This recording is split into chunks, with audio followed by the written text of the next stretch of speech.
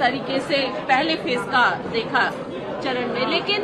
लगातार सवाल भी उठ रहे हैं टीएमसी की तरफ से, आप लोगों की तरफ से अफवाह उड़ाई जा रही है, कह रहे हैं। क्या लग रहा है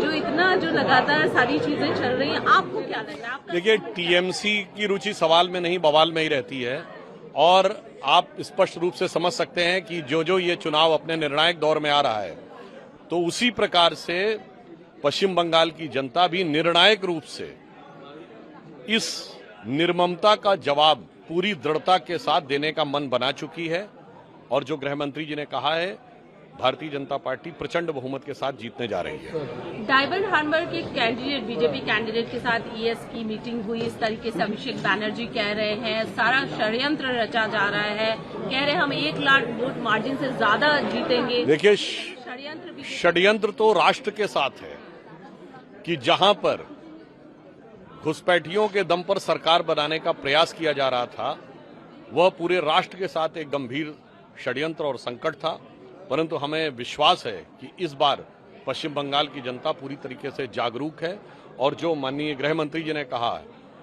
अंग और कलिंग के बाद बंग में, यानी बंग भूमि में अब राष्ट्रवाद की तरंग उठकर एक सुनामी का रूप लेने जा रही है। और दूसरे ढंग से आप ये समझिए, गंगोत्री से गंगा सागर तक विकास और राष्ट्रवाद की धारा अविरल बहने जा रही है। गंगोत्री अर्थात उत्तराखंड में हमारी सरकार है, उसके बाद संगम के प्रदेश उत्तर प्रदेश में हमारी सरकार है, अब बिहार में है, तो केवल गंगा सागर तक का यह पैच रह गया है जो इस बार पूर्ण होने जा रहा है। इंडिया अलायंस का बिल्कुल अलग रूप यहाँ दिख रहा है। अरविंद केजरीवाल आकर कह रहे हैं, ये मत सोचिए कि ये सिर्फ पश्चिम बंगाल की लड़ाई है, ये लोकतंत्र बचाने की लड़ाई है। एक तरफ ईडी, सीबीआई सब एकजुट हो गए, एक तरफ दीदी है जो जनता के लिए लड़ रही है। अगर ऐसे में भी नहीं जीत पाई बीजेपी, तो क्या प्रधानमंत्री मोदी? देखिए, एक तरफ कांग्रेस के अध्यक्ष अधीर रंजन चौधरी जी कहते हैं कि there is no democracy in Bengal, यानी ममता बनर्जी से लड़ाई डेमोक्रेसी बचाने की लड़ाई है, और अगर इंडी गठबंधन के एलाइज आके कह रहे हैं ममता बनर्जी जी को बचाने की लड़ाई, इसकी लड़ाई है, तो मुझे समझ ही में नहीं आता है कि दिल्ली में मोहब्बत और बंगाल में लड़ाई, अरे मार डाला, दुहाई है दुहाई। तो मुझे लगता है कि इंडी गठबंधन का चरित्र पूरी तरीके से उजागर हो गया है। इनका एक ही कॉमन फैक्टर है,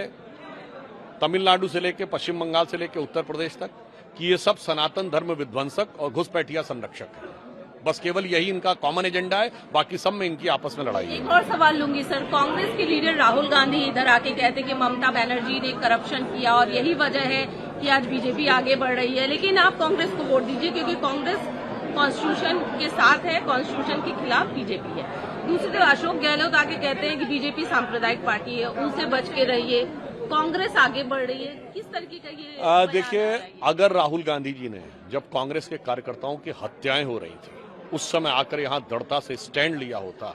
और उसकी बजाय जाके दिल्ली में ममता जी को इनवाइट न किया होता, तो शायद आज कांग्रेस बची रहती। आज कांग्रेस शून्य पर है, और उसके बाद वो ये कह रहे हैं, तो मुझे लगता है